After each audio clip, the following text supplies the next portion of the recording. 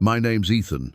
I'm 35 years old, and if you'd told me a week ago that I would die, meet Jesus, and return to share the story, I would have laughed right in your face.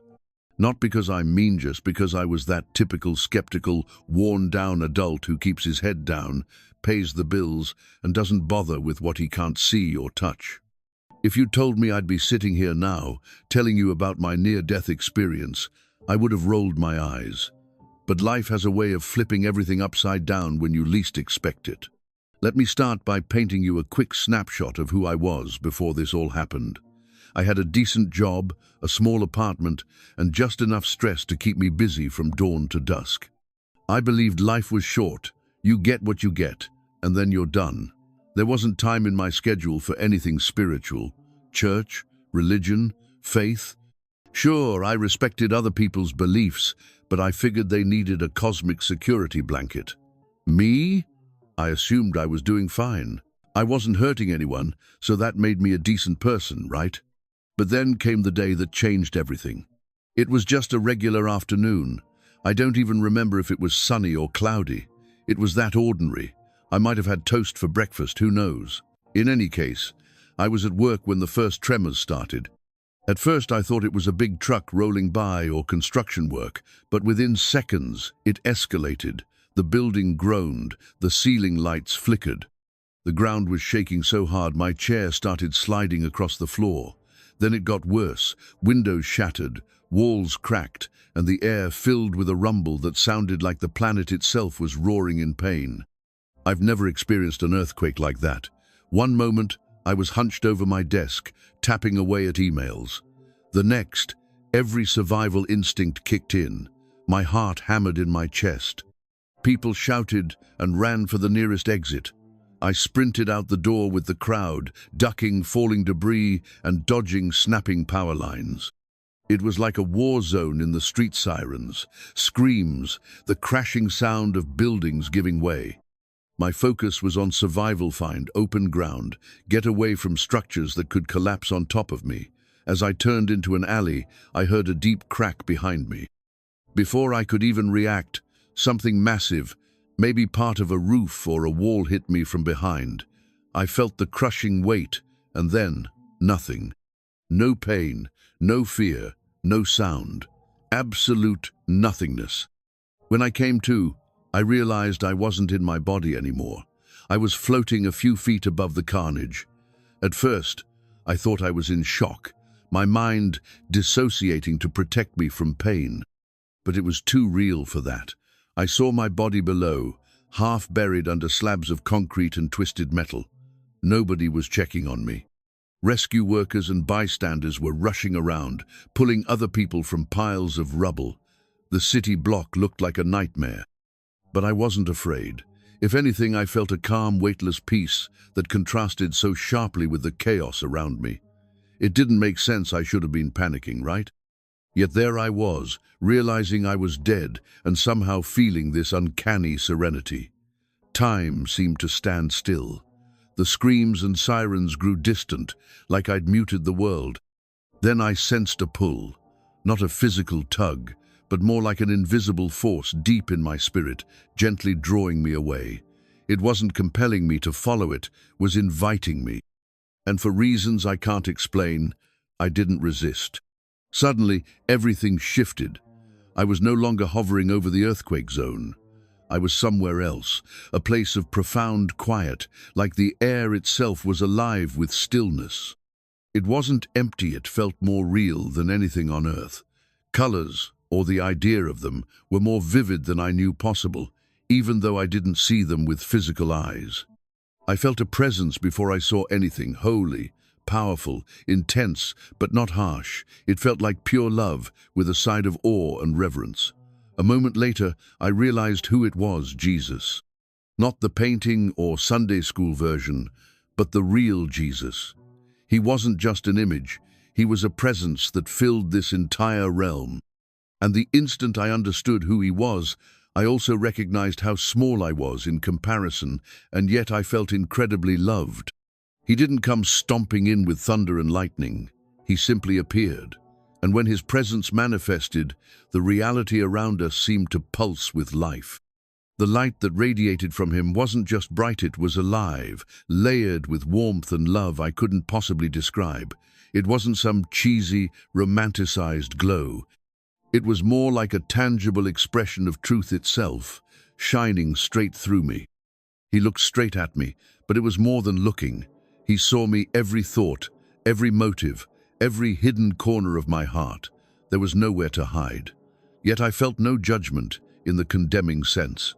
Instead, it was like being bathed in absolute honesty. I became deeply aware of how I'd lived my life, my pride, doubts, the way I'd brushed off any nudging toward faith. All of it rose to the surface.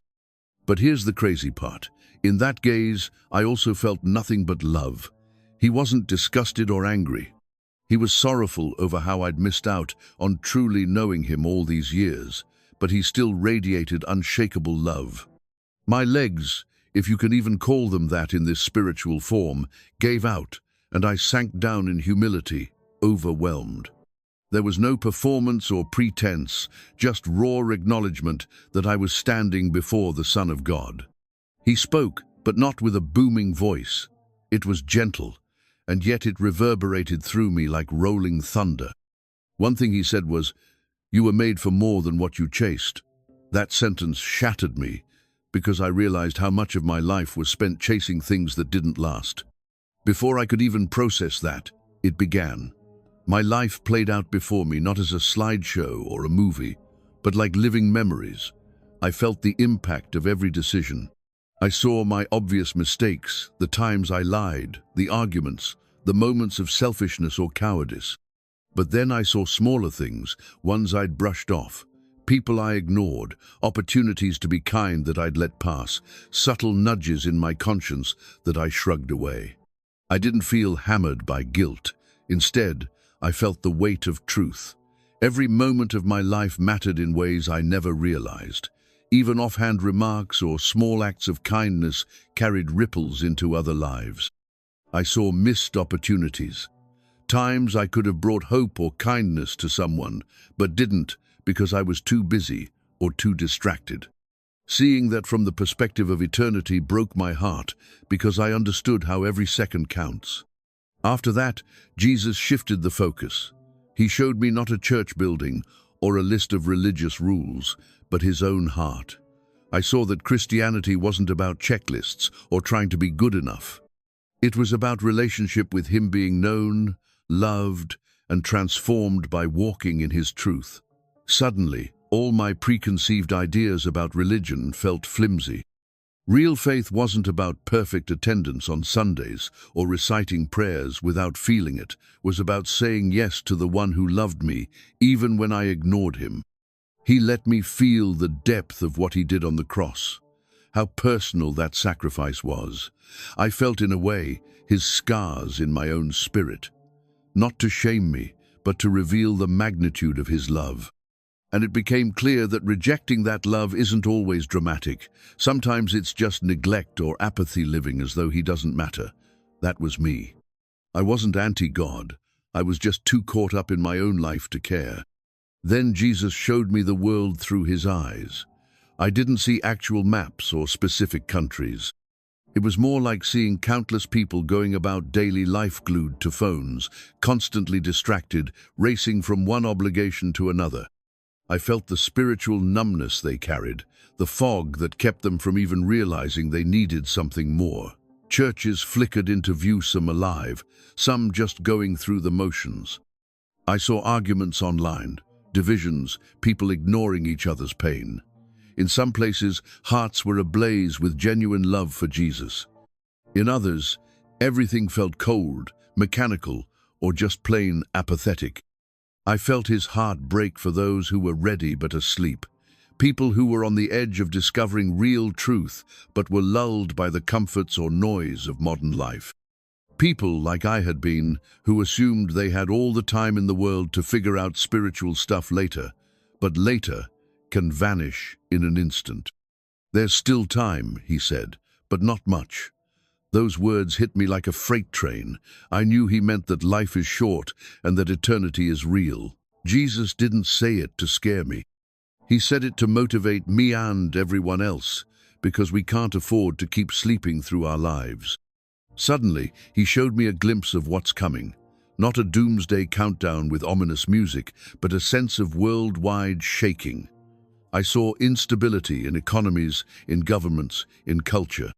People were running not always from literal war, but from spiritual emptiness. Some leaders rose up, promising peace or progress, but with messages rooted more in self-glorification than truth. It was subtle, not cartoonishly evil. Many folks embraced it because it felt good to hear. But in the midst of all that chaos, I also saw sparks of genuine faith igniting in small corners, prayer gatherings in living rooms, heartfelt worship without an audience, simple communities sharing bread and cups of water for communion, no frills, no stage lights, just authentic hunger for God. And Jesus grieved that so many would miss out on real connection with him because they were chasing illusions instead. There will be a divide between those who follow me and those who only say they do, Jesus said, and it echoed in my chest.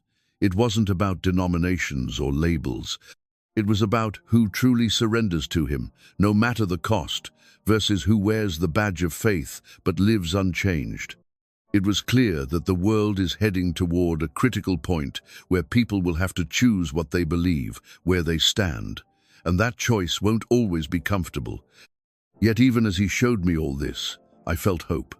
The message was that we can still turn to him. We can still wake up. There's a window of grace, but it's not going to stay open forever. And every day, people slip further into spiritual sleep. When the vision ended, I turned back to Jesus, still overwhelmed. I wanted to stay with him forever. That realm of absolute peace, that pure connection with no shame or fear it, felt more like home than anywhere I'd ever been. But in that instant, he made it clear I couldn't stay, not yet. He spoke with so much love. You must go back. There are others like you ready but asleep. I felt that command sink into my soul. It wasn't an order barked by a drill sergeant. It was more like a commission, a responsibility I couldn't ignore. He was sending me back to tell others what I'd seen. Not in an overbearing or self-righteous way, but with the same love he'd shown me. People needed to hear that he's real, that this is all real, and that there's more to life than the daily grind. He stepped closer, and it was as if he placed something in my spirit like a mission, a holy weight that would guide me when I woke up. Share not just with words, but with your life, he said. That line cut deep, because it's easy to talk, but living it out, that's the real proof. I wanted to stay longer, just to soak in his presence, but before I could form the plea, he was gone. Not in a dramatic burst of light. He simply stepped away, and I felt myself being pulled back. In the next moment, my eyes shot open. I was back under the rubble. Pain tore through, my body ribs felt cracked. Lungs struggled for air. Voices shouted in the distance. Somebody yelled my name. I coughed and tried to focus, everything spinning. Rescue workers were clearing debris. I realized they'd found me, or at least part of me. The bright, overwhelming presence of Jesus was replaced by dust, concrete, and the shriek of sirens. My mind reeled, but one single thought repeated like an echo burned into my soul. You have to tell them. It was like my spirit had been branded with a purpose. I wasn't back here to simply heal up and return to normal life. In fact, normal was gone forever. That's why I'm sharing this now, because everything I saw was more vivid than anything I've ever known. I can't pretend it was a dream or a hallucination. I can't slip back into the routine of ignoring the eternal. I died in that earthquake. I met Jesus in a realm more real than this one. And I came back with a mission, to reach people who feel like I used to. People who think they have time to figure it all out someday. People who believe they're good enough on their own. I get it. I was that guy too. But let me tell you, we're designed for so much more. God isn't some harsh judge waiting for us to mess up. He's a loving Father, a Savior, reaching out to people who keep hitting snooze on their spiritual alarm clocks. The world is noisy, and it's getting noisier. But the quiet invitation from Jesus is still there, cutting through the static. If you're feeling that tug, don't ignore it. You don't know how many tomorrows you have. Because in one breath, everything you trust can be stripped away: your job, your house, your heartbeat.